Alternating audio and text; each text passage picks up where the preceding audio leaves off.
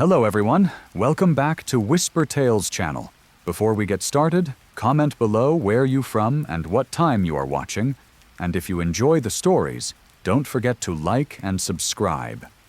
Alright, let's get into it. Story 1. The Hollow Beneath Kaskitayo Lake.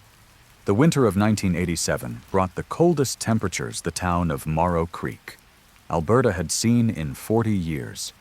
The kind of cold that cracked tree bark and made the silence feel alive. Kaskitayo Lake, nestled between two ridges of black spruce, froze so thick that year that the ice groaned at night like something ancient trying to wake. Theron Blackwell was 17 that winter, living with his grandmother Elspeth in a cabin on the eastern shore. His parents had died 3 years earlier in a house fire in Edmonton, and Elspeth had taken him in without question. She was a hard woman, 72 years old, with hands like knotted rope, and eyes that had seen things she refused to speak about. The trouble started in late January, when Theron noticed the first hole in the ice. It was perfectly circular, about 3 feet across, and located roughly 200 meters from shore. The strange thing was that the water inside wasn't frozen, even though the temperature had been -38 for nearly a week. Steam rose from the opening like breath. Theron mentioned it to his grandmother over breakfast the next morning. Elspeth's face went pale, and she set down her coffee mug with trembling hands. "Stay away from the lake," she said. "Do you understand me? You don't go near the water until spring." Theron wanted to ask why, but something in her voice stopped him. It wasn't anger, it was fear. Pure, unfiltered terror from a woman he had never seen afraid of anything. That night, Theron woke to the sound of knocking. Not at the door, but from beneath the floor. 3 knocks, then silence. 3 more knocks, then silence again. He lay in bed, staring at the ceiling, telling himself it was the pipes or the foundation settling in the cold. But the knocking continued, methodical and patient, until just before dawn.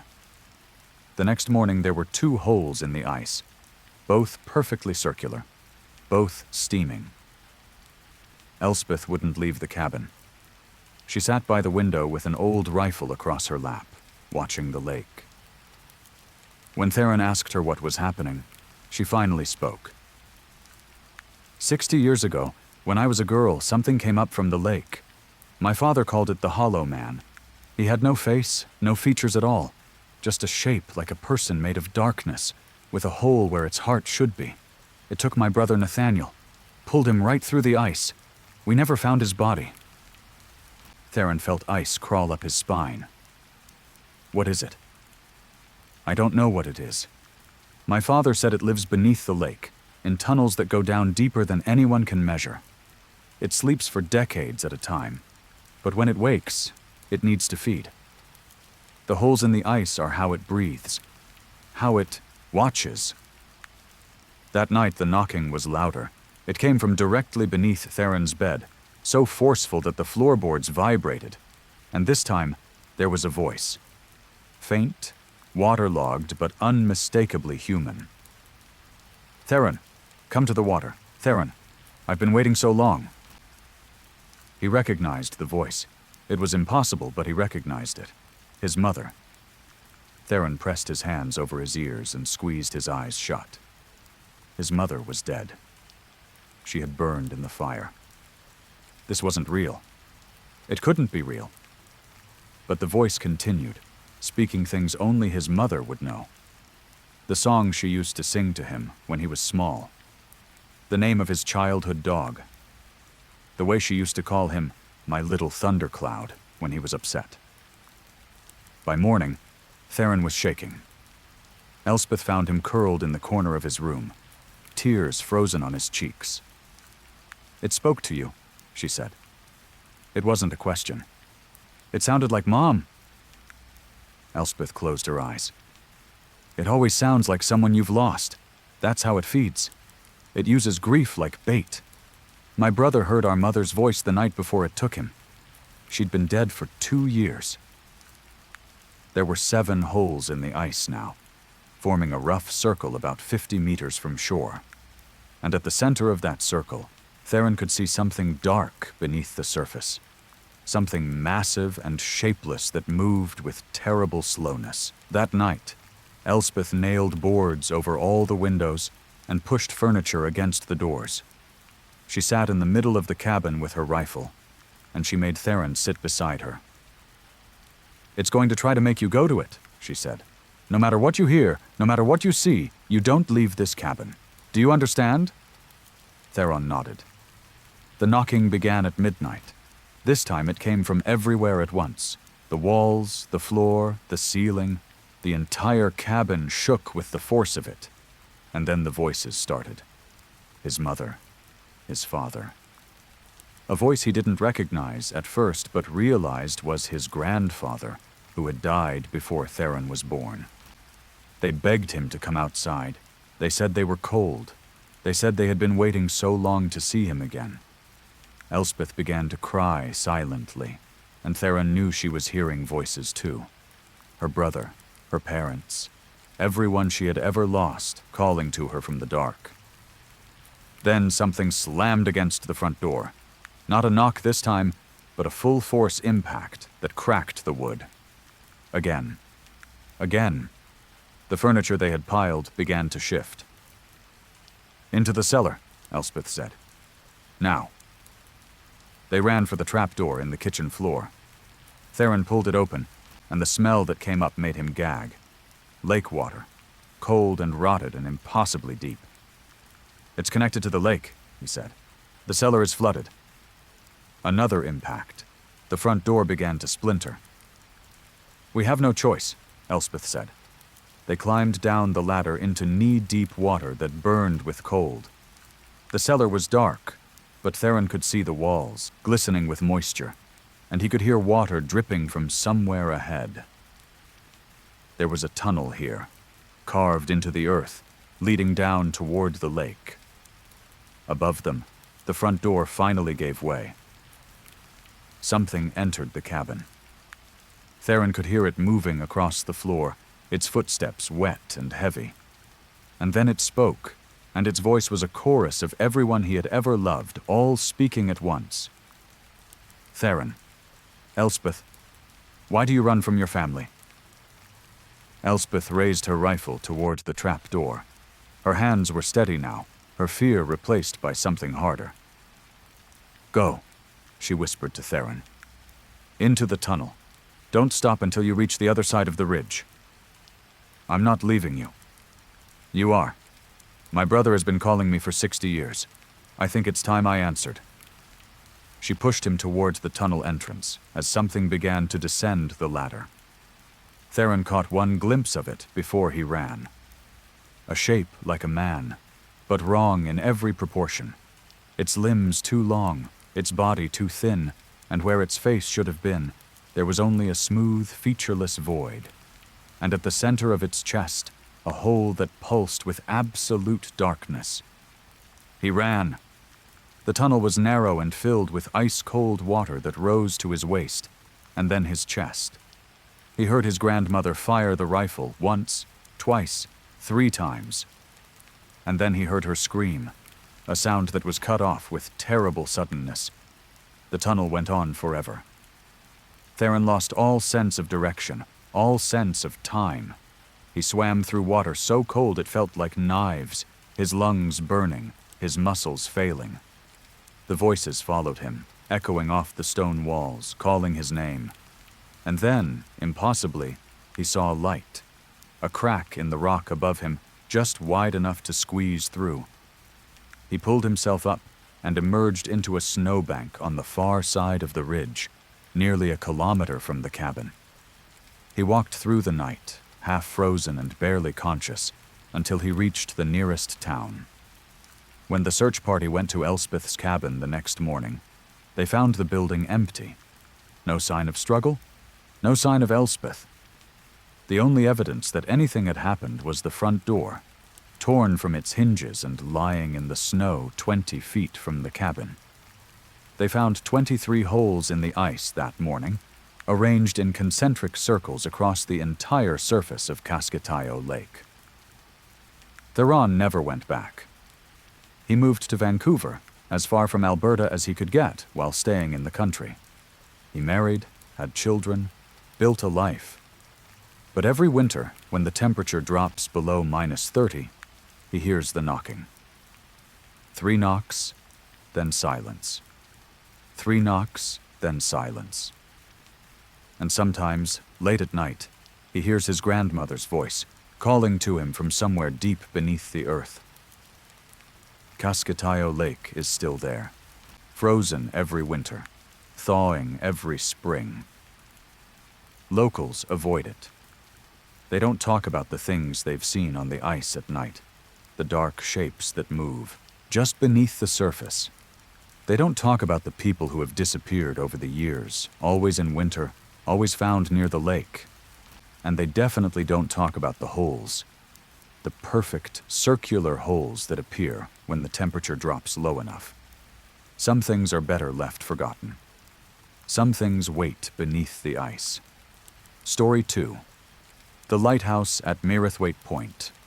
Nova Scotia's coast is dotted with lighthouses, most of them abandoned now, their purpose replaced by modern navigation systems. But the lighthouse at Mirathwaite Point was never officially decommissioned. In 1952, it simply stopped operating. The door was locked, the light was extinguished, and the Maritime Authority pretended it had never existed. Cordelia Marchant learned about the lighthouse from her grandfather, who had been a fisherman in the village of Harbordean for 60 years.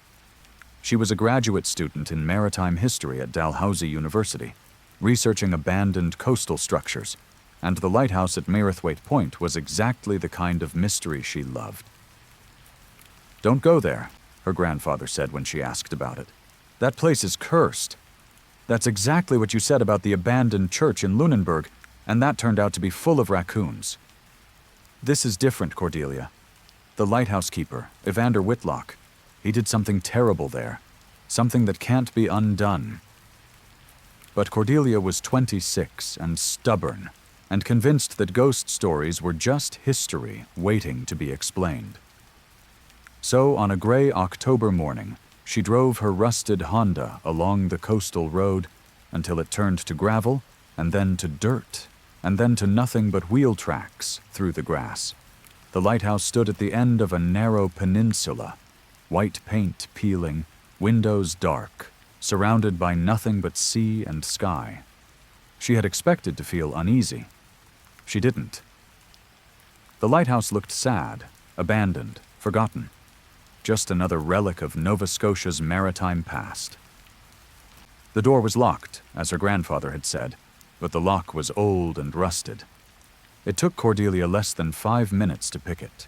The door swung inward with a groan, and she stepped into a darkness that felt almost solid. The smell hit her first. Salt and rot and something else, something metallic and wrong. She fumbled for her flashlight and clicked it on. The interior of the lighthouse was exactly what she had expected. A circular ground floor with storage areas, a spiral staircase leading up to the lamp room. But the walls were covered with something she couldn't identify at first. Lines and symbols scratched into the stone, thousands of them, covering every inch of surface. Cordelia stepped closer, and her stomach dropped. They were names. Thousands of names carved into the walls with something sharp. Some of them were old, the letters worn smooth by time. Others looked almost fresh. She found her grandfather's name near the floor, followed by a date. 1951. The fuss, year before the lighthouse was abandoned. Above it, she found her grandmother's name. Her mother's name. Her own name. Cordelia's hands were shaking as she climbed the spiral staircase. She didn't know what she expected to find, but she couldn't stop. Something was pulling her upward, something stronger than fear. The lamp room was at the top, a glass-walled chamber that should have been filled with light. Instead, it was dark, the windows so encrusted with salt and grime that no light could penetrate. And in the center of the room, where the lamp mechanism should have been, there was a chair, a wooden chair, bolted to the floor, and in the chair, there was a body. Cordelia screamed. The sound echoed off the glass walls and died in the darkness. The body was old, mummified by the salt air, dressed in the remains of a lighthouse keeper's uniform. Its hands were bound to the arms of the chair with rusted wire, and its mouth was open in a silent scream. But the worst thing, the thing that made Cordelia's mind go blank with horror, was what had been done to its eyes. They had been removed, and in their place, 2 small lights had been inserted. Battery-powered lights that had long since died, leaving only empty sockets filled with corroded metal. She ran. Down the spiral staircase, across the ground floor, out the door. She didn't stop running until she reached her car, and she didn't stop driving until she was back in Harbordine. Her grandfather was waiting for her on his porch. He took one look at her face and nodded slowly. "You found him. Who was he? What happened to him?" "His name was Evander Whitlock. He was the lighthouse keeper for 30 years. A good man, or so everyone thought. But he had a secret. He had been keeping records of everyone who passed through Harbordine. Every sailor, every fisherman, every visitor. He wrote their names on the walls of the lighthouse, and he believed that doing so gave him power over them." "That's insane." "Yes, but madness doesn't make something untrue. In 1951, the village discovered what he had been doing. They found the names, they found the rituals he had been performing, they found the bodies of 3 children he had sacrificed to whatever dark thing he worshipped." Cordelia felt sick. They killed him. They executed him.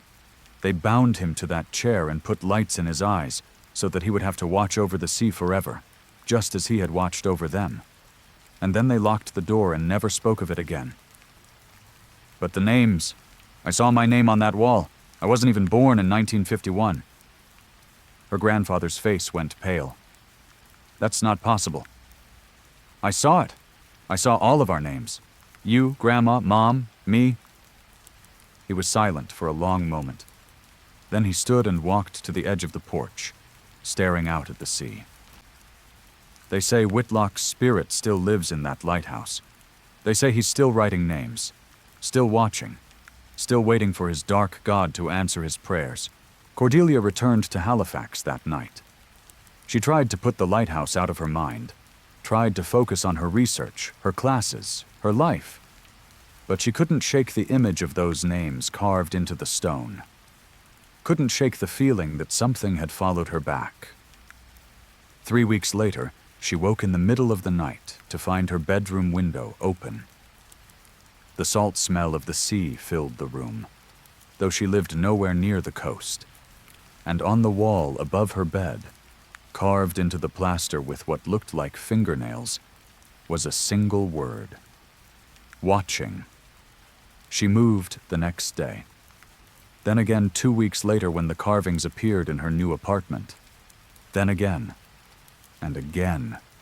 No matter where she went, no matter how far she ran, she would wake to find new words scratched into walls, into furniture, into her own skin. Watching, waiting, coming. Her grandfather died that winter, found in his bed with a peaceful expression on his face. But when the funeral home prepared his body, they found something that made the mortician call the police. Words had been carved into the old man's chest, dozens of them, so small they were almost invisible. Every name that had been on the walls of the lighthouse at Myrithwaite Point. Cordelia tried to burn the lighthouse down. She drove back to that narrow peninsula with a can of gasoline and a lighter. But when she arrived, the lighthouse was already burning.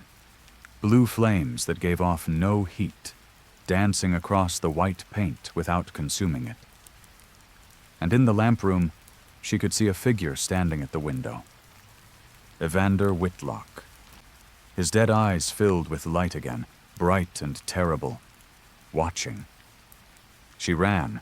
She got in her car and drove until the engine gave out, somewhere in New Brunswick. And then she kept walking. Cordelia Marchant has been walking ever since. She never stays in one place for more than a few days. She never sleeps in the same bed twice. Because she knows that somewhere out there, in a lighthouse that can't burn, a dead man is still writing names. And one day, he will finish his work. And whatever dark god he serves will finally answer. The lighthouse at Myrithwaite Point is still there.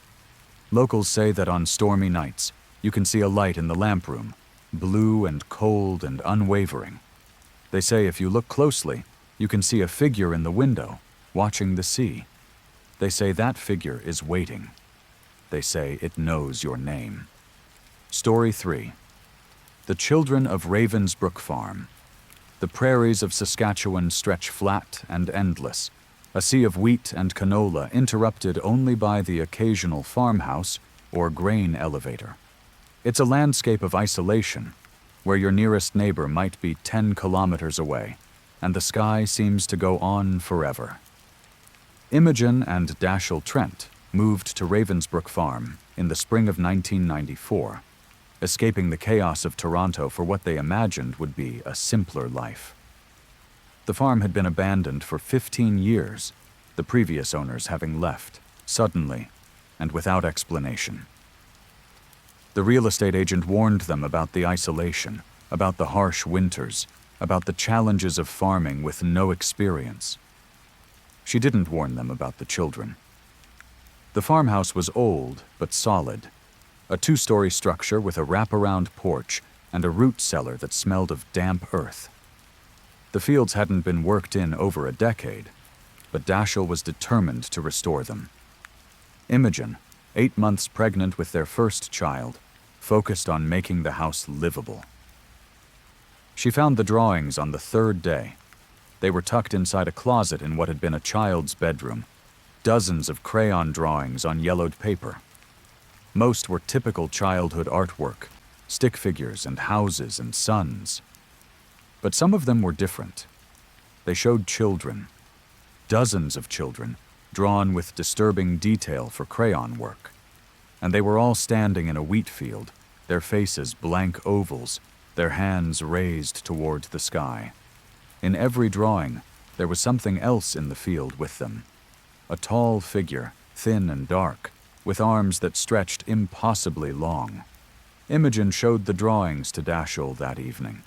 He dismissed them as the imaginings of a lonely farm child, nothing more. But that night, for the first time, Imogen heard the singing. It came from the wheat field, which shouldn't have been possible. The wheat was dead, had been dead for years, nothing but dry stalks and dust.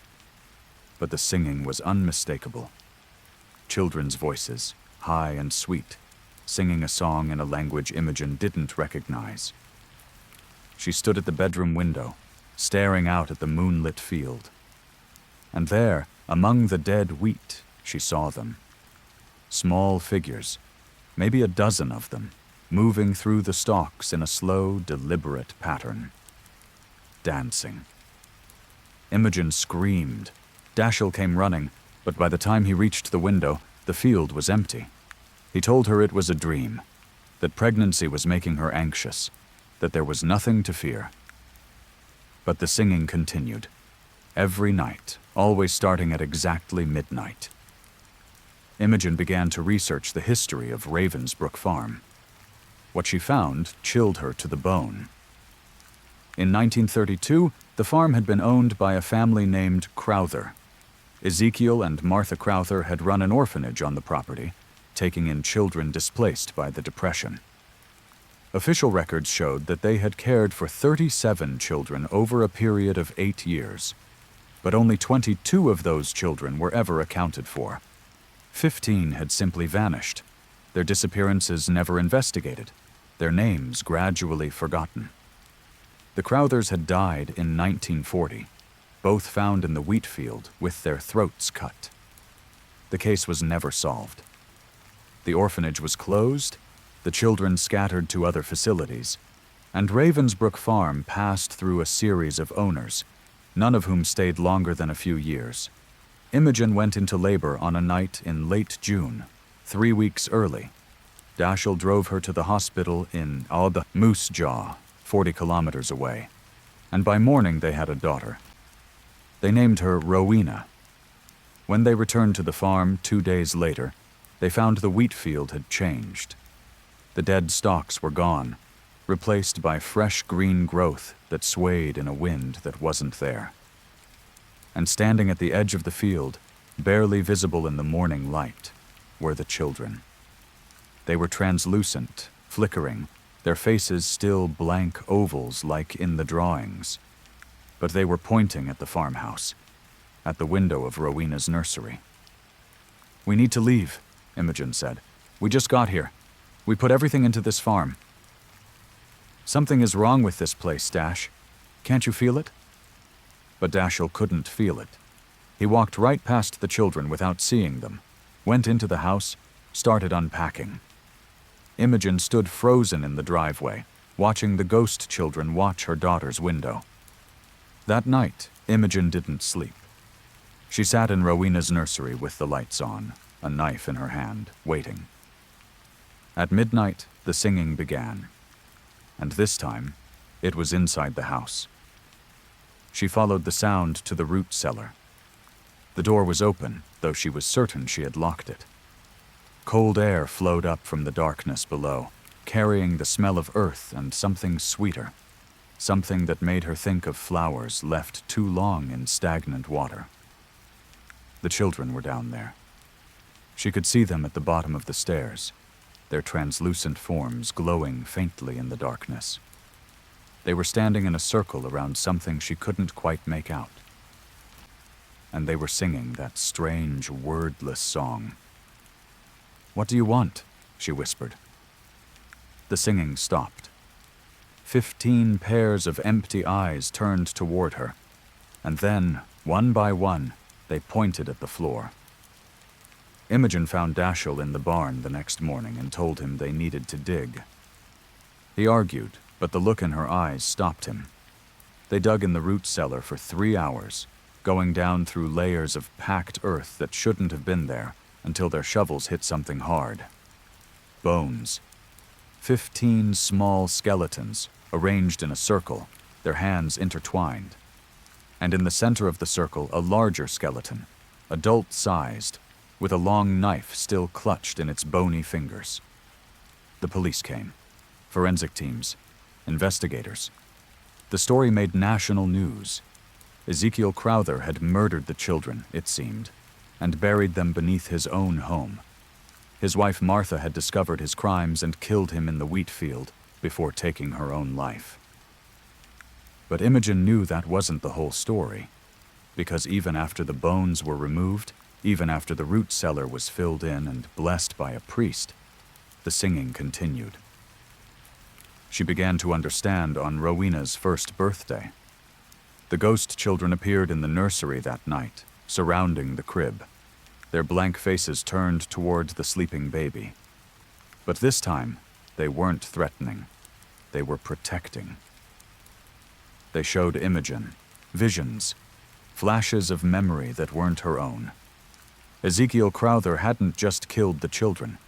He had sacrificed them, performed rituals in the wheat field, trying to summon something from beneath the prairie soil. Something old, something hungry. The children had stopped him. Their deaths had sealed the thing below, trapped it in the earth where it couldn't reach the surface. But the seal was weakening. Every year, it grew a little thinner. And soon, whatever Ezekiel had been trying to summon would finally break free. The children needed a guardian, someone to watch over the farm, to keep the seal strong, to make sure the thing below never reached the surface.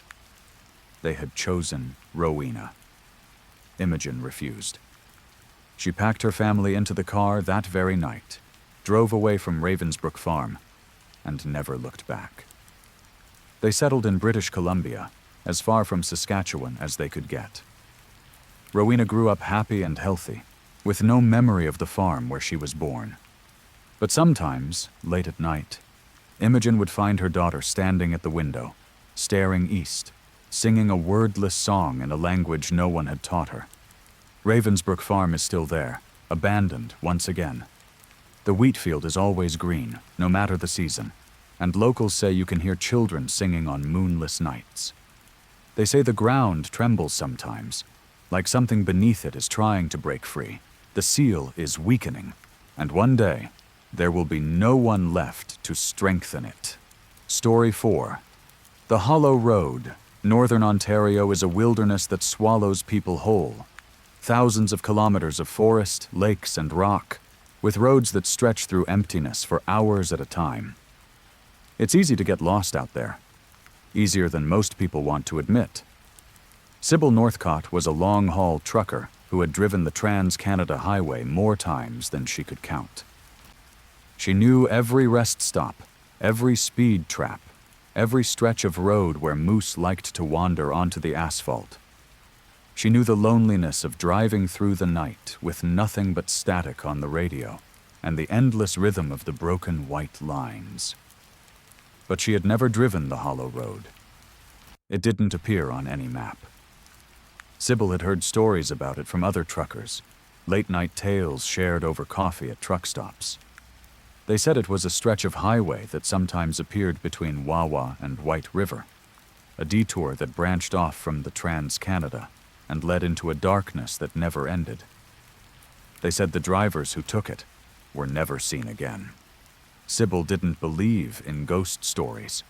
She had been driving for 23 years, and the only things that had ever scared her were black ice and drunk drivers. So when she saw the detour sign on a foggy night in late October, she didn't hesitate.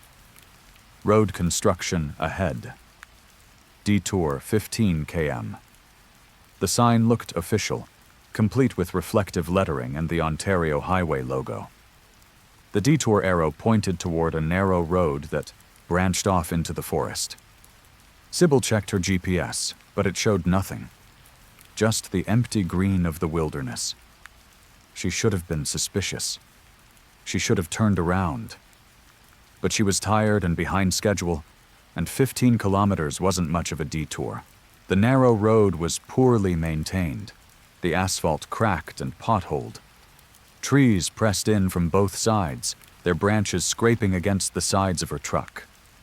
The fog grew thicker as she drove, until she could barely see 10 meters ahead. After 15 kilometers, the road didn't end.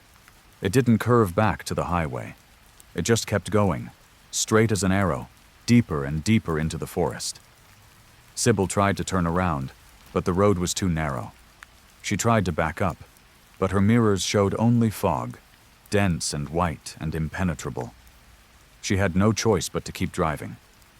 Her radio picked up nothing but static. Her phone had no signal. Her GPS had stopped working entirely, the screen showing only a blank gray void.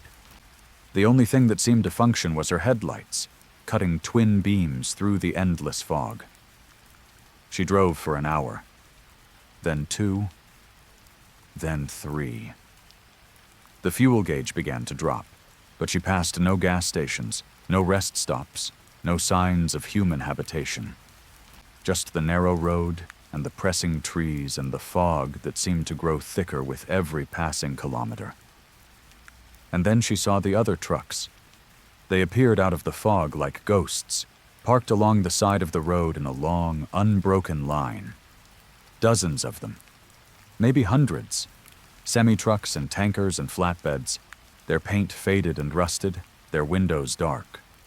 Some of them looked decades old, their designs obsolete, their company logos from businesses that had long since closed. Sybil stopped. She didn't want to, but she stopped.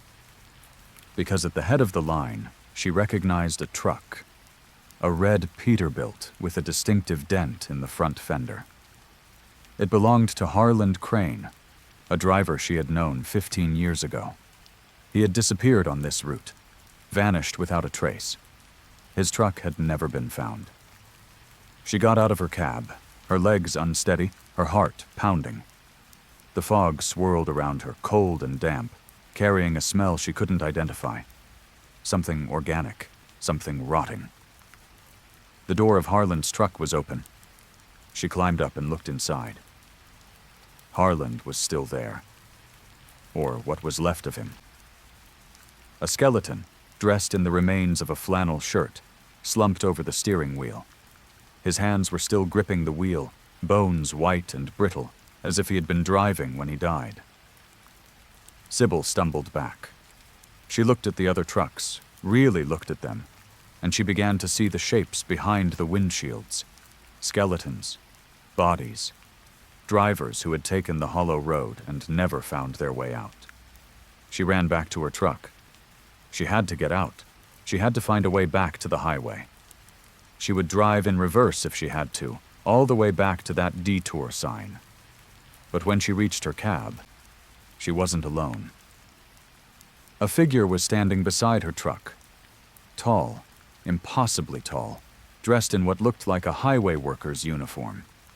Its face was wrong, stretched and distorted, with eyes that reflected her headlights like a deer's. It smiled at her, a smile that was too wide, filled with too many teeth. "Welcome to the hollow road," it said. Its voice was like gravel scraping against metal. "We've been waiting for you." Sybil climbed into her cab and floored the accelerator. Her truck lurched forward, tearing past the line of dead vehicles, past the tall figure, into the fog. She didn't look back. She didn't dare. She drove for what felt like days. The road stretched on forever, unchanging, eternal. Her fuel gauge dropped to empty, but her engine kept running. Her body screamed for sleep, but she couldn't close her eyes. Every time she felt herself drifting, she would see the tall figure in her mirrors, standing in the road behind her, waiting. And then, impossibly, she saw a light. A yellow glow through the fog, growing brighter as she approached. A gas station, its neon sign flickering in the darkness. She pulled in and stopped, her hands shaking so badly she could barely turn off the engine. The gas station was empty. The pumps were rusted. The windows were dark. But there was a payphone by the door, and when Sybil picked up the receiver, she heard a dial tone. She called her dispatcher. She told him where she was, what she had seen, begged him to send help. He told her she had been missing for 6 days. He told her search parties had been looking for her. He told her she was the only driver to ever come back from the hollow road. She looked up at the road she had come from, and it wasn't there anymore. Just forest, thick and impenetrable, without any sign that a road had ever existed.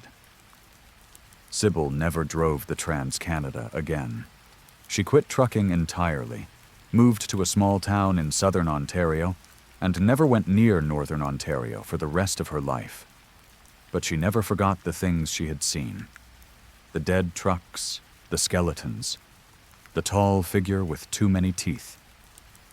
And sometimes, late at night, she would wake to the sound of an engine idling outside her window. A truck parked at the curb, its headlights cutting through the darkness, and standing beside it, barely visible in the shadows, a figure that was too tall, too thin, with a smile that was too wide. Waiting. The hollow road is still out there, somewhere in the wilderness of northern Ontario.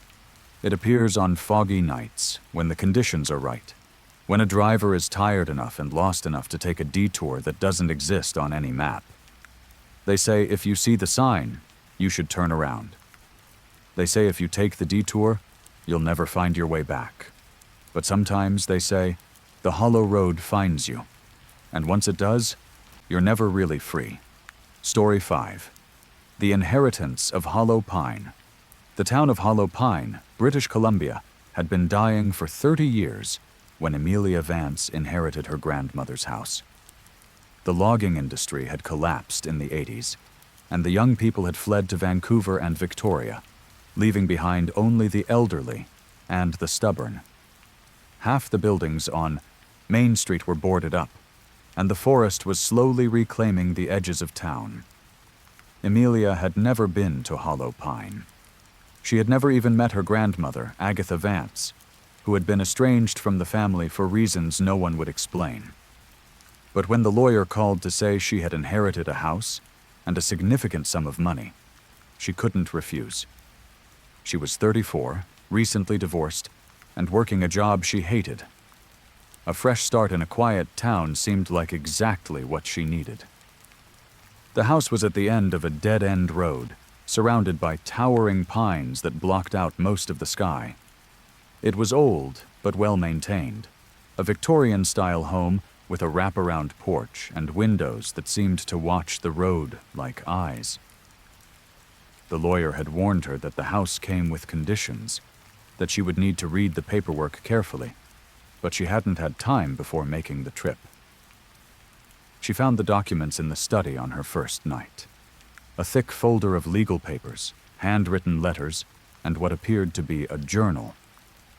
The first letter was from her grandmother, dated 6 months before her death. "Dear Emilia," it began, "I know we have never met, and I know your mother has told you terrible things about me. Some of them are true. But what I am about to tell you is the most important thing you will ever learn. You are the last of the Vance line, and with that comes a responsibility that cannot be refused." Emilia read the letter 3 times before she understood what it was saying. Her grandmother claimed that the Vance family had been guardians of something for over 200 years, something that lived beneath the house, something that needed to be fed. She laughed. It was clearly the ramblings of a disturbed old woman, nothing more. She put the folder aside and went to bed. That night, she heard the scratching for the first time. It came from beneath the floor, a rhythmic sound like fingernails on wood. She told herself it was mice, rats, some animal that had gotten into the crawl space. But when she pressed her ear to the floor, she heard something else. Breathing. Deep, slow, impossibly large breathing. In the morning, she found the trap door. It was hidden beneath a rug in the kitchen, a heavy wooden door set into the floor, secured with 3 different locks. The keys were in the study, attached to a note in her grandmother's handwriting. "Do not open this door. Ever." Emilia was not the kind of woman who followed instructions without understanding why. She unlocked the door and pulled it open.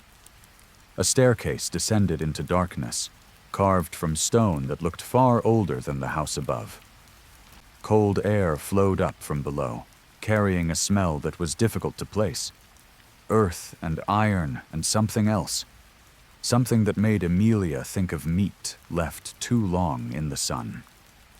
She grabbed a flashlight and descended. The staircase went down for what seemed like an impossible distance, far deeper than any basement should go. The walls changed as she descended, from worked stone to rough rock to something smooth and organic, like the inside of a throat.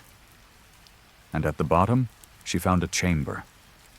It was vast, the size of a cathedral, and her flashlight couldn't reach the far walls.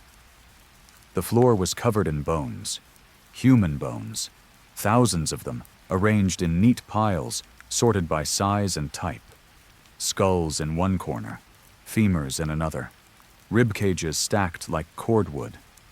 And at the center of the chamber, there was a pit, a hole in the floor, perfectly circular, maybe 10 meters across. Emilia approached the edge and looked down. Something looked back.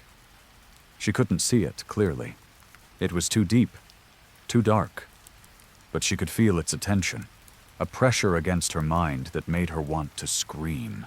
And she could see its eye, a single, massive eye, pale and luminous, staring up at her from the depths. The eye blinked.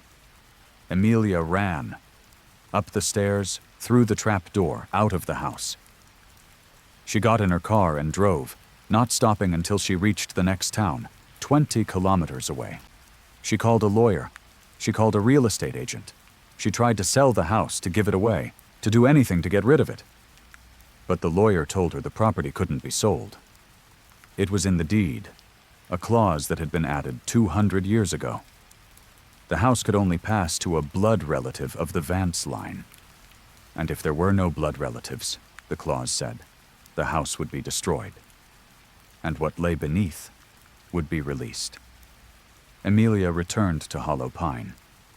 She read her grandmother's journal from beginning to end, and what she learned made her wish she had never opened that folder. The thing beneath the house had been there long before the Vance family arrived. The indigenous peoples of the region had known about it, had fed it, had kept it satisfied for countless generations. When the colonizers came, they unknowingly built their town on top of the creature's resting place. It began to wake, to hunger, to reach up from the depths with tendrils of darkness that drove people to madness and violence. The Vance family, the journal claimed, had made a deal. They would be the guardians. They would feed the creature, one sacrifice per year, chosen from the residents of Hollow Pine. In exchange, the creature would sleep, and the town would prosper. For 200 years, the Vances had kept their bargain. But Agatha Vance had grown old, and her children had fled, and the creature was hungry. The journal's final entry was dated 1 week before Agatha's death. It has been 3 years since the last feeding. The creature grows restless. I can hear it calling in my dreams, demanding its due. I am too old to hunt, too weak to drag a body down those stairs. I have written to Amelia. I pray she comes before it wakes fully. I pray she has the strength to do what must be done. Amelia burned the journal. She locked the trap door and pushed the refrigerator over it. She told herself she would never go down there again, never acknowledge what lay beneath her grandmother's house. But the creature didn't forget. The scratching grew louder every night. The breathing grew faster. And the dreams began. Dreams of hunger, of darkness, of a mouth that could swallow the world. The first disappearance happened in December. A man named Hadrian Cross, who lived alone on the outskirts of town. They found his house empty, no sign of struggle, no evidence of where he had gone. Just a smell, faint but unmistakable, of earth and iron and rotting meat. Amelia knew where he had gone. She could feel the creature's satisfaction, its temporary contentment. It had fed itself, reached up through the earth to drag its prey down to the depths. But one wasn't enough. It was never enough. By spring, 6 people had disappeared. By summer, 12. The remaining residents of Hollow Pine began to flee, convinced that a serial killer was stalking their town. But Amelia knew the truth. The creature was awake, and it was hungry, and it would not stop until there was nothing left. She had a choice. She could run, abandon her inheritance, let the creature consume whatever it wanted. Or she could accept her role as guardian, feed it willingly, control its hunger as her ancestors had done for 2 centuries. She chose. The last entry in Amelia Vance's journal was found by a hiker in 2019, tucked inside a waterproof bag near the ruins of Hollow Pine. The town had been abandoned for 5 years by then. Every building collapsed, every resident gone. The forest had swallowed everything, and all that remained was a single foundation, the outline of a house that no longer existed. The journal entry was brief. I have fed it for 8 years now. I choose the offerings carefully, people who won't be missed, who have no family to mourn them. I tell myself I am protecting the world, keeping the creature satisfied so it doesn't wake fully.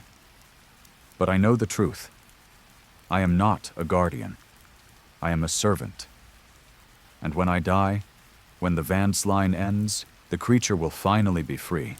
It has waited for centuries. It can wait a little longer. Beneath the ruined foundation, if you listen carefully, you can still hear the breathing. Deep, slow, impossibly large. Waiting. Story 6. The Winter Children. The town of Blackwater Crossing, Manitoba, was built around the railway in 1896 and nearly died when the railway moved on. But it survived stubbornly, its population clinging to just under 500 souls. Winters were brutal there, temperatures plunging to 40 below, the snow piling so high that houses disappeared beneath white drifts. The people of Blackwater Crossing were used to hardship. They were used to cold. They were used to losing people to the endless white expanse of the prairie winter. But they were not prepared for the winter of 1937. Mortimer Glave was the town doctor that year, a young man who had moved from Winnipeg to serve the rural communities. He had delivered babies in blizzards, amputated frostbitten limbs by candlelight, watched people die from illnesses that would have been easily cured in a proper hospital. But nothing in his medical training had prepared him for what began on the night of December 14th. It started with the Miller children. Osric and Lyria Miller, twins aged 7, had gone out to play in the snow after the day's storm had passed. Their mother watched them from the window, saw them building a snowman in the front yard. And then, between one blink and the next, they were gone. The town searched for 3 days.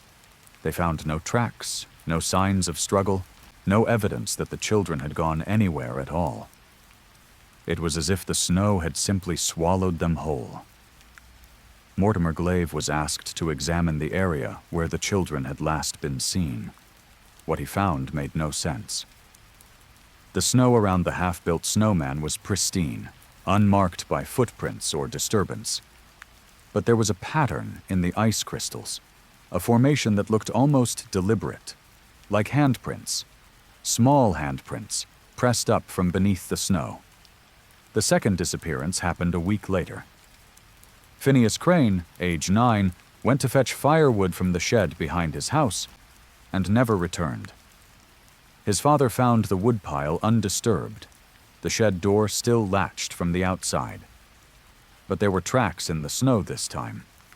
Small footprints, too many to count, leading from the shed toward the forest. And when the search party followed them, the tracks simply ended, 50 meters from the edge of town, as if whoever had made them had simply risen into the air and flown away. By January, 7 children had vanished. The town was in a panic. Parents refused to let their children outside, kept them locked in houses with every door and window secured. But it didn't matter. Zephyrine Hunt disappeared from her bedroom while her parents slept in the next room. Caius Webb vanished from the church during Sunday service, gone between one hymn and the next. Mortimer Glave began to notice patterns. All the disappeared children were between the ages of 5 and 10. All had vanished in moments when no adult was watching. And all had been replaced, in the spot where they had last been seen, by a small pile of ice crystals that refused to melt, even when brought inside by the fire. He collected the crystals and examined them under his microscope. What he saw made him doubt his sanity. The crystals weren't ice. They were alive. Tiny, transparent organisms, shaped like snowflakes but filled with what appeared to be blood vessels and nerve fibers. They pulsed with a faint rhythm, like a heartbeat, and when Mortimer touched them with a probe, they screamed. It was a sound no one else could hear, but Mortimer heard it clearly, a high-pitched wail of pain that seemed to come from inside his own skull. He burned the crystals. They screamed louder as they died, and for 3 nights afterward, Mortimer couldn't sleep without hearing that sound in his dreams. The disappearances continued. 12 children gone by February, 15 by March. The population of Blackwater Crossing began to flee, families packing what they could carry and heading south, anywhere away from the endless winter and the thing that was taking their children. But Mortimer stayed. He was a doctor. He had sworn an oath to protect life, and he had begun to understand what was happening. The creature, whatever it was, wasn't killing the children.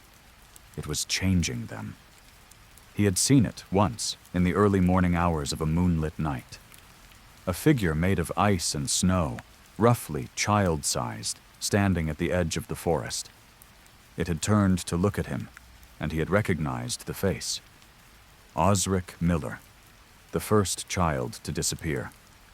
His features were still there, still recognizable, but they were made of ice now, translucent and glittering. And his eyes, which had once been brown, were now the pure white of fresh snow. More figures had joined Osric. Lyria, his sister, Phineas Crane, Zephyrine Hunt. All the children who had vanished transformed into creatures of winter, standing in the forest like statues. And behind them, barely visible in the darkness, something much larger. A shape that defied description, made of blizzards and cold, and the particular kind of silence that comes only in the depths of a Manitoba winter. Mortimer tried to communicate with the creature. He left offerings in the snow, notes written in freezing ink, even his own blood. But the creature didn't respond. It just kept taking children, kept adding to its collection, kept building its army of winter. The last entry in Mortimer Glave's journal was dated April 3rd, 1937. Spring should have come by now. It is April, and the snow still falls every day. The temperature hasn't risen above -20 in weeks. I am the last adult in Blackwater Crossing. Everyone else has fled or frozen, but I cannot leave. The creature won't let me. I understand now what it wants. It is building something. The children are not dead. They are transformed, made into vessels for something that cannot survive in warm flesh. It is preparing for the end of winter, the return of summer. It needs the children to carry its essence through the warm months, to survive until the cold returns. But this winter will not end. The creature has grown too strong, fed on too many children. It has learned to control the weather, to hold back the spring, to make its domain eternal. Blackwater Crossing is trapped in endless winter, and I am trapped with it. I can hear them singing outside. The children, my patients, my charges, the little ones I failed to save. They are calling my name, asking me to come out and play. I think I will go. Blackwater Crossing was officially declared abandoned in 1938. A government expedition found the town buried under snow. The buildings collapsed under the weight of ice. No sign of any inhabitants. They assumed everyone had fled or died in what they called the worst winter on record. But locals know the truth.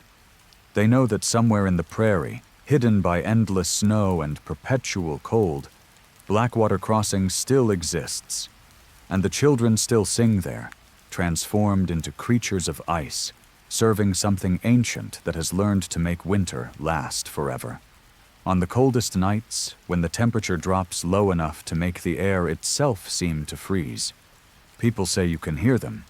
Children's voices, high and sweet, carried on the wind from somewhere far away. They're calling for you. They want you to come out and play. Story 7. The Saint of Forgotten Things. The village of Saint-Emilion lay deep in the Quebec countryside, surrounded by forests that had been old when the first French settlers arrived 400 years ago. It was a quiet place, known primarily for its cheese and its church, a beautiful stone structure that dated back to 1712. The village had never appeared in any tourist guide, never been featured in any magazine. It was the kind of place people drove through without noticing, forgetting it existed the moment they left.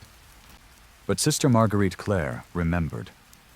She had come to Saint-Emilion in 1968, a young nun assigned to assist the aging priest who served the village's spiritual needs. The priest, Father Aldrich, was 87 years old and had served Saint-Emilion for 60 years. He had baptized everyone in the village, married their parents, buried their grandparents. He knew every secret, every sin, every skeleton in every closet. He also knew about the saint. It was Father Aldrich who first showed Marguerite Claire the sealed room beneath the church. A small chamber accessed through a hidden door behind the altar that had been locked for over 200 years. Inside, wrapped in rotting velvet and sealed behind glass, was the preserved body of a woman. "Saint Euphemie of the Forgotten," Father Aldrich said. "She has protected this village since 1712. She is why we are never found, why outsiders never remember us, why we are safe." Marguerite Claire didn't understand. Safe from what? Father Aldrich's eyes went distant. From everything, from the world, from change, from time itself. Saint Euphemie sacrificed herself to create a sanctuary, a place where people could live in peace, untouched by the chaos of the outside world. But her protection requires maintenance. It requires devotion. It requires sacrifice. The old priest died 3 months later, and Marguerite Claire found herself the sole keeper of Saint-Emilienne's spiritual needs. She performed masses, heard confessions, blessed marriages, and mourned deaths. And every Sunday, she descended to the sealed chamber and prayed before the preserved body of Saint Euphemie. The villagers never spoke of the saint. They went about their lives as if the chamber beneath the church didn't exist. But Marguerite Claire noticed things. The way no one ever left the village. The way strangers who drove through couldn't seem to remember the name of the place they had just passed. The way the forest around Saint-Emilienne seemed to press closer every year, as if it were slowly swallowing the village whole. She began to research Saint Euphemie. What she found in the church's ancient records disturbed her deeply. Euphemie had not been a saint. She had been a witch. In 1712, the village had been facing destruction. A plague had killed half the population, and the survivors were being hunted by religious authorities who believed the sickness was divine punishment for heresy. Euphemie had offered a solution. She would perform a ritual that would hide the village, make it invisible to the outside world, ensure that no one would ever find them or harm them again. The price was her own life, and the lives of 13 others. They had been volunteers, the records claimed. 13 villagers who had agreed to be sacrificed so that the rest could survive. Their bodies had been buried beneath the church, their spirits bound to the land, their essence woven into the barrier that protected Saint-Emilienne from the outside world. But the barrier needed to be renewed. Every 50 years, 13 more lives had to be sacrificed. 13 volunteers, chosen by lot, who would give their lives to maintain the protection that kept the village safe. The next renewal was scheduled for 1972, 4 years away. Marguerite Claire was horrified. She tried to leave the village, to report what she had found to church authorities. But she couldn't remember the way out. Every road led back to the village square. Every path through the forest circled back to the church. She was trapped, just like everyone else. She confronted the village elders. They listened to her concerns calmly, sympathetically, and then explained that there was no choice. "The alternative is worse," said the eldest, a woman named Bernadette who claimed to be over 100 years old. "The barrier doesn't just hide us from the world. It hides us from the thing that hunts us, the thing that has been hunting humanity since the beginning. If the barrier falls, it will find us, and it will consume us all." Marguerite Claire demanded to know what this thing was. The elders exchanged glances and said nothing. She found the answer in the church's oldest records, documents written in a language that was not quite French, not quite Latin, but something older. They described a creature that existed outside of time and space, a being of pure hunger that fed on human souls. It had followed humanity across the world, growing stronger with every generation. The only defense was to hide, to create pockets of reality where it couldn't see, to sacrifice a few so that many could survive. The ritual in 1972 happened as scheduled. 13 names were drawn from a hat. 13 villagers descended to the chamber beneath the church, and 13 bodies were added to the mass grave that had been growing for 260 years. Marguerite Claire witnessed the ritual. She saw what happened to the volunteers. She saw their bodies consumed by something that lived inside the preserved corpse of Euphemie, something that wore her face like a mask, but was not, and had never been, human. She tried to stop it. She tried to save the volunteers, to break the ritual, to tear down the barrier that kept the village hidden. But she was too weak, too alone, too bound by the same magic that kept everyone trapped. The ritual completed, the barrier strengthened, and Saint-Emilion continued to exist, forgotten by the world, invisible to all who passed through. Sister Marguerite Claire is still there. She has been there for over 50 years now, though she appears not to have aged a day since 1968. She serves as the village priest, the keeper of secrets, the one who maintains the chamber beneath the church where Euphemie's body rests.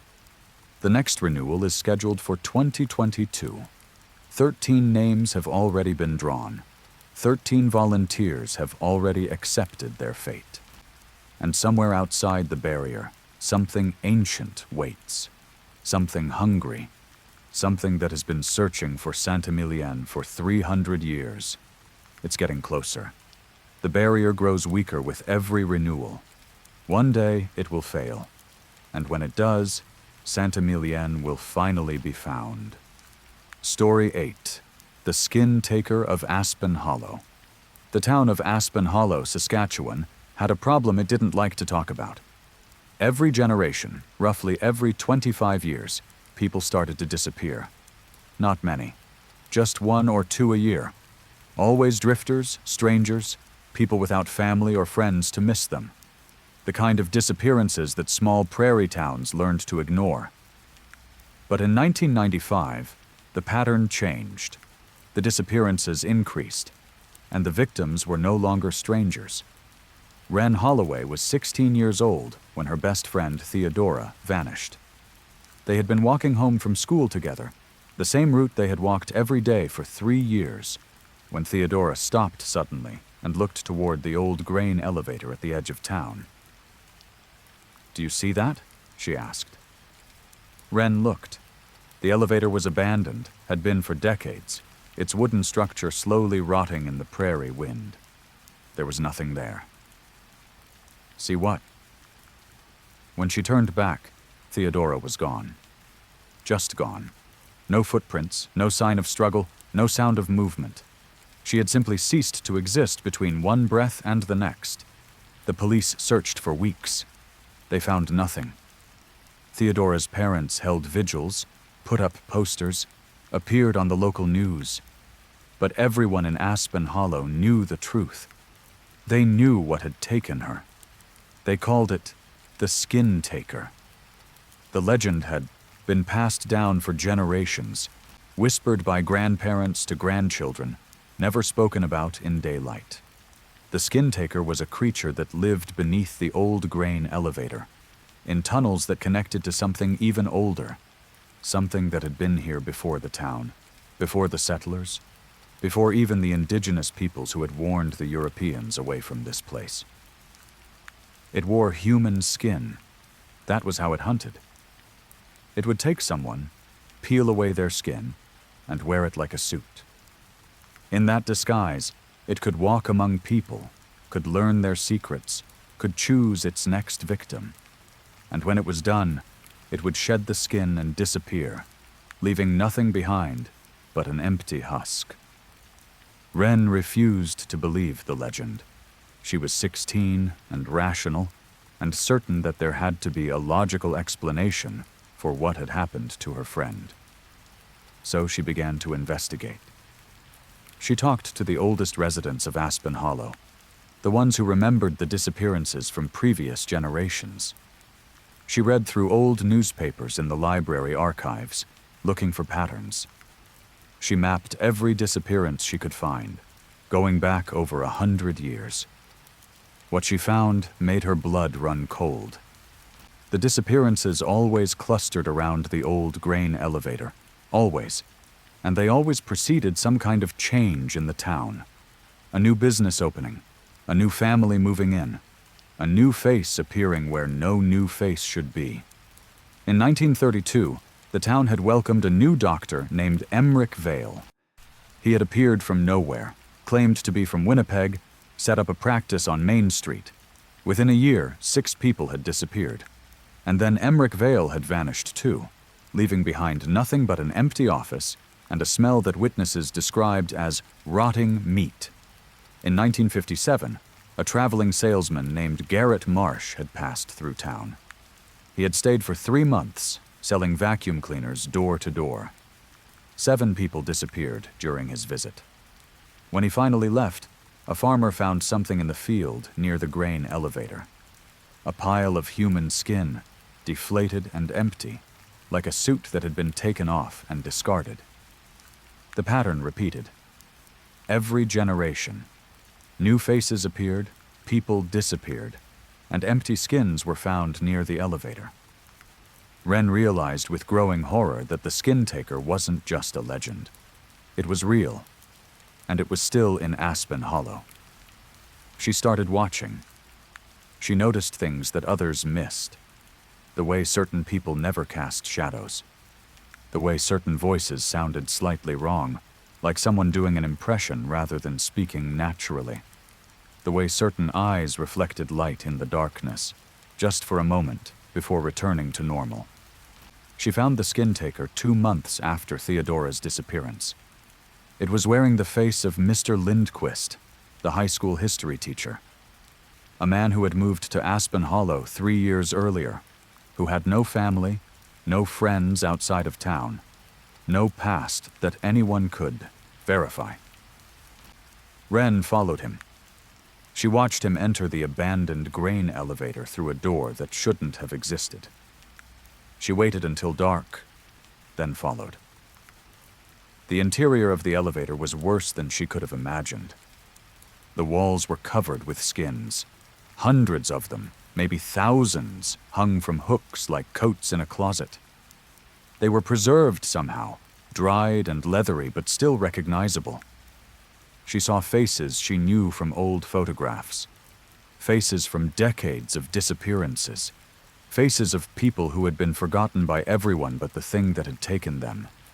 And at the center of the room, sitting on a throne made of bones, was the skin taker itself. It wasn't wearing Mr. Lindquist's skin anymore.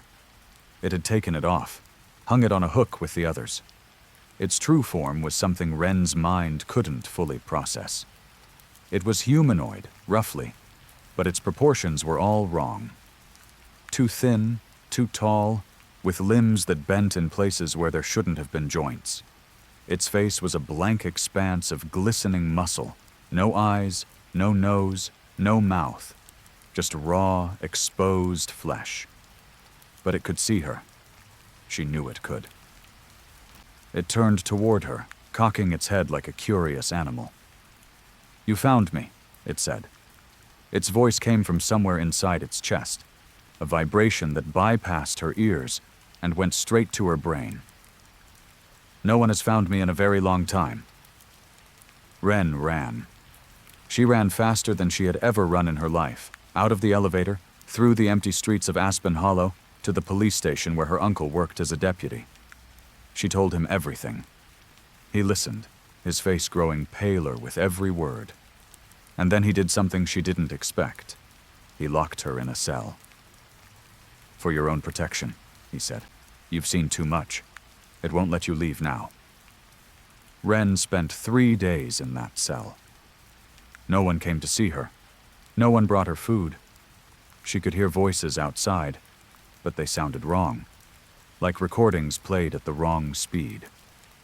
On the 3rd night, the cell door opened. And standing in the doorway was Theodora. She looked exactly the same as she had the day she disappeared. Same clothes, same hair, same smile, but her eyes were wrong. They didn't reflect light anymore. They absorbed it. "Come on," Theodora said. "It's time to go home." Wren's body was found the next morning, near the old grain elevator. There was no sign of violence, no apparent cause of death.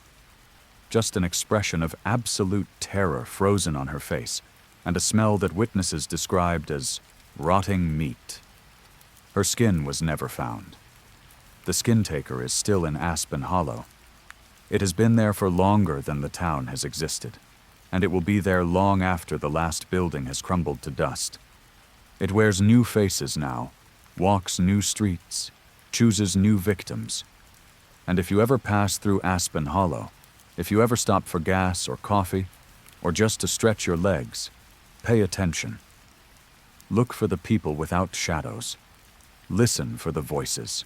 That sounds slightly wrong. Because the skin taker is always watching, and it's always hungry for a new suit. Story 9. The Drowned Church of Cape Torment. Newfoundland's coast is a graveyard. Hundreds of ships have gone down in its waters, their crews claimed by the icy Atlantic. The locals have learned to respect the sea, to fear it, to never turn their backs on its moods. But there are places even the fishermen avoid, stretches of coastline so haunted by tragedy that they have become cursed. Cape Torment was one such place. The cape jutted out into the Atlantic like a broken finger, surrounded by rocks that had torn the bottoms out of more ships than anyone could count. A lighthouse had been built there in 1832, but it had burned down within a year. A church had been built in 1845, but it had slid into the sea during a storm in 1867, taking its congregation with it. The church was still down there, 50 meters beneath the waves, perfectly preserved by the cold water, its steeple pointing up toward the surface like a finger reaching for heaven. Isolde Mercer was a marine archaeologist who had spent her career exploring shipwrecks. When she heard about the drowned Church of Cape Torment, she knew she had to see it. The local diving community warned her away, told her stories about divers who had gone down to the church and never come back up. But Isolde didn't believe in curses. She believed in science. She made her first dive in September 2018, accompanied by her partner Calder and 2 other experienced divers. The descent was uneventful, the visibility good for Newfoundland waters. And when the church came into view, emerging from the darkness like a dream, Isolde felt her heart stop. It was beautiful. The stone walls were covered in sea life, but the structure was intact, its windows still holding fragments of stained glass that filtered the dim light into patterns of color. The wooden doors were open, swaying gently in the current, as if inviting her inside. Isolde swam through the doors. The interior of the church was even more remarkable. The pews were still in place, weighted down by something she couldn't identify. The altar was still standing, draped in what looked like rotting fabric. And hanging above the altar, suspended in the water, was a crucifix. But something was wrong with the crucifix. The figure on it wasn't Christ. It was something else. Something with too many limbs, too many faces, a shape that seemed to shift and change even as Isolde watched. She heard Calder's voice in her headset, asking if she was okay. She tried to respond, but her mouth wouldn't work. Her eyes were fixed on the figure above the altar, and the figure was looking back at her. No, not looking at her, looking into her. She felt it entering her mind, memories that weren't hers, flooding through her consciousness. A congregation gathered for Sunday service, a storm rolling in from the sea, the church beginning to shake, the floor beginning to crack, water rushing in from every direction, screams, prayers, and then silence as the Atlantic claimed its due. But something else had been there that day. Something that had been summoned by the prayers of the dying congregation. Something that had answered their calls for salvation, but not in the way they had hoped. Isolde's training kicked in. She tore her eyes away from the crucifix and swam for the exit. But the doors had closed. The wooden doors that had been swaying open moments ago were now sealed shut. and no matter how hard she pushed, they wouldn't move. She could hear her team screaming in her headset. Calder was somewhere behind her, his light flashing wildly. The other 2 divers were gone, their lights extinguished, their positions unknown. Isolde turned around. The congregation was there. They were still in their pews, exactly where they had been when the church went down. Over 100 bodies, preserved by the cold water, their eyes open, their mouths moving soundlessly. They were praying, still praying, after 150 years at the bottom of the sea. And the thing above the altar was answering. It reached for her. Not physically, but with something worse. She felt her mind being pulled apart, her memories being examined, her personality being dissected by something that had existed since before humanity learned to speak. It wanted to know her. It wanted to understand her. And then it wanted to consume her, to add her to the congregation, to make her pray forever in the darkness beneath the waves. Calder saved her. He came out of nowhere, his diving knife in his hand, and he attacked the thing above the altar. It shouldn't have worked. It was a thing of spirit, of darkness, of divine corruption. But Calder's knife had belonged to his grandfather, a fisherman who had survived more storms than anyone could count, and it carried something of the old man's faith with it. The thing screamed. It was a sound that shouldn't have been possible underwater, a vibration that shook the entire church. The congregation stopped praying. The doors burst open, and Isolde swam, dragging Calder with her, through the ruins and up toward the surface. They emerged into a storm. The Atlantic had turned violent during their dive, waves crashing against the rocks of Cape Torment, lightning splitting the sky. They barely made it to the boat. They barely made it back to shore. The other 2 divers never surfaced. Their bodies were found 3 days later, washed up on a beach 20 kilometers away. They had drowned, the coroner said. Their tanks had been full. Their equipment had been functioning. But they had drowned anyway. Isolde never dove again. She quit her job, moved inland, tried to forget what she had seen beneath Cape Torment. But the dreams wouldn't stop. Every night, she found herself back in that church, surrounded by the praying dead, watched by the thing above the altar. Calder was worse. He had touched the thing, attacked it with his grandfather's knife. He carried something of it inside him now. Isolde would wake in the night to find him standing at the window, staring east towards the ocean, his lips moving silently. He disappeared in 2020, walked out of their apartment in the middle of the night, and never came back. The police found his car parked at Cape Torment, the keys still in the ignition, his grandfather's knife on the passenger seat. They never found his body. But sometimes, on stormy nights, fishermen passing Cape Torment report seeing lights beneath the waves. Not one light, not 2, but over 100, arranged in neat rows like pews in a church. And above them, something else. A larger light, pulsing, reaching up toward the surface. They say if you listen closely, you can hear singing. Hymns, old hymns, sung by voices that haven't drawn breath in over 150 years. They say the congregation is still praying, and their God is still answering. Story 10. The Last Broadcast. The Northwest Territories are vast and empty, a wilderness larger than most countries.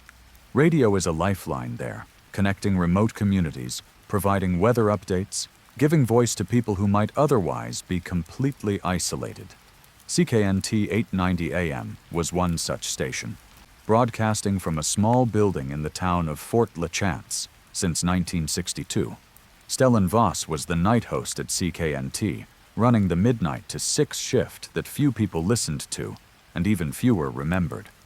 He played music, read weather reports, took the occasional call from truckers and shift workers who wanted someone to talk to. It was a lonely job, but Stellan had grown to love the solitude. There was something peaceful about being the only voice in the darkness, broadcasting to an audience he would never see. The incident began on a night in February 2019. The temperature outside was -48, cold enough to freeze exposed flesh in minutes. Stellan was alone in the station, as usual, playing a set of country songs and watching the snow blow past the window. The phone line lit up at 2:34 a.m.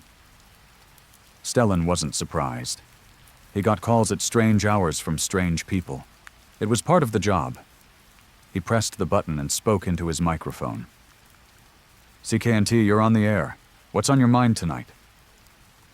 The voice that came through was not what he expected. It was mechanical, distorted, like someone speaking through a broken synthesizer. And what it said made no sense. "Stellan, we've been listening to you. We've been listening for so long. Thank you for keeping us company." The caller didn't identify themselves. When Stellan asked who was speaking, the voice just repeated its thanks, over and over, until he finally cut the connection. The second call came at 3:17 a.m. A different voice this time, but with the same mechanical quality. "The signal carries. The signal reaches. You speak, and we hear. We are so far from home, Stellan. So far from anything. But your voice finds us. Your voice keeps us sane." Stellan traced the call. The technology at CKNT was old, but it could still identify incoming signals. What he found was impossible. The call was coming from somewhere in the Arctic Ocean, roughly 300 kilometers off the coast. Nothing was out there. Nothing but ice and water and darkness. The calls continued. Every night, always between midnight and 6, always the same mechanical voices expressing gratitude for his broadcasts. They started to share details about themselves. They said they had been traveling for a very long time. They said they had been following the radio signals, any radio signals, searching for signs of life. They said they were almost home, Stellan told his station manager. The manager listened, examined the call logs, and told Stellan he was imagining things.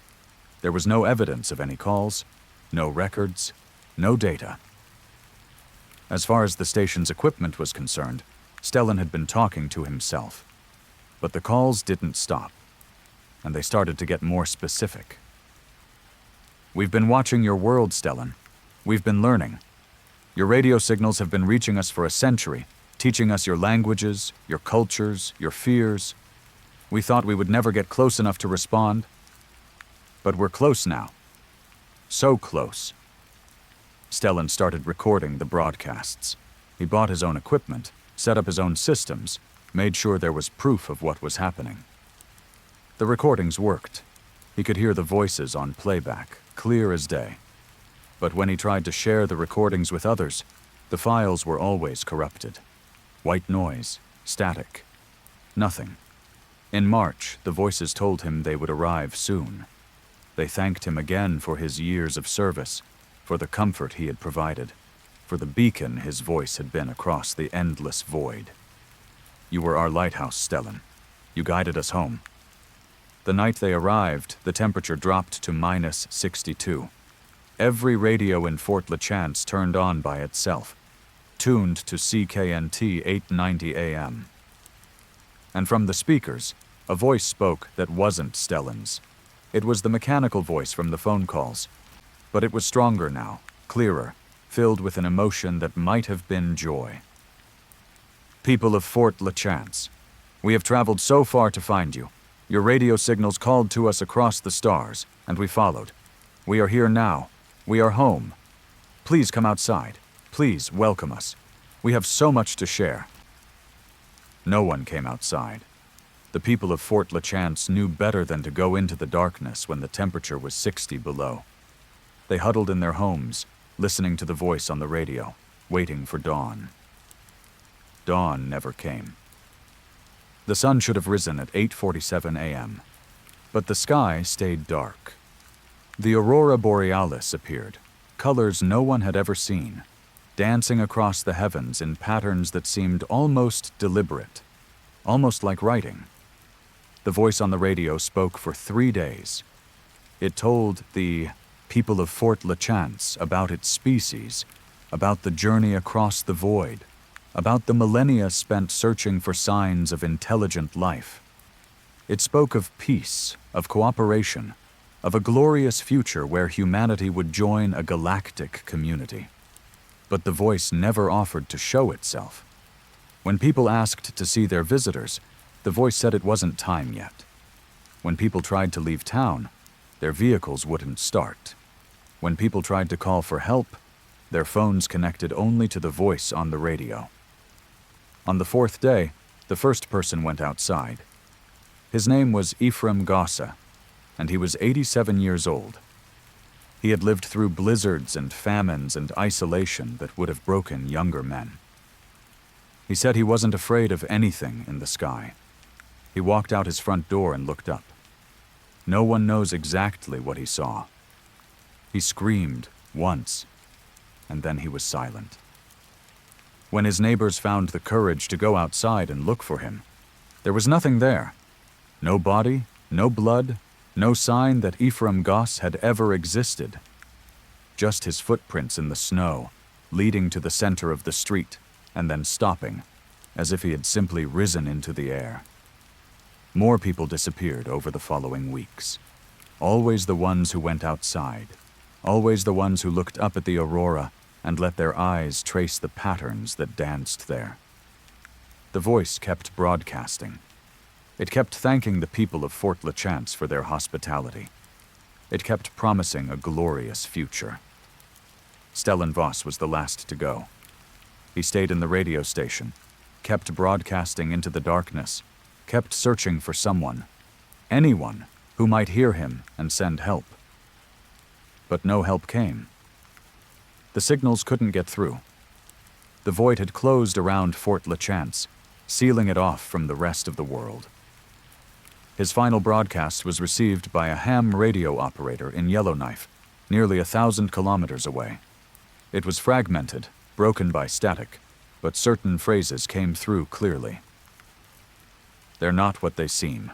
The signals, we thought we were calling them. But they were already here, waiting, listening. They wanted to be found. They wanted us to bring them. And then, at the very end, a phrase that made no sense but haunted the operator for the rest of her life. The stars are wrong. The stars have always been wrong. And now they're coming home. Fort LaChance is still on the maps.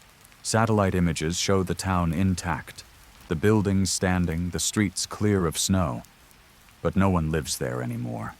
No one has lived there since February 2019. The radio station still broadcasts. If you tune to 890 AM on the right night, at the right time, you can hear it. A voice, mechanical and distorted, thanking you for listening. Thanking you for keeping it company across the darkness. Thanking you for the signal that guided it home.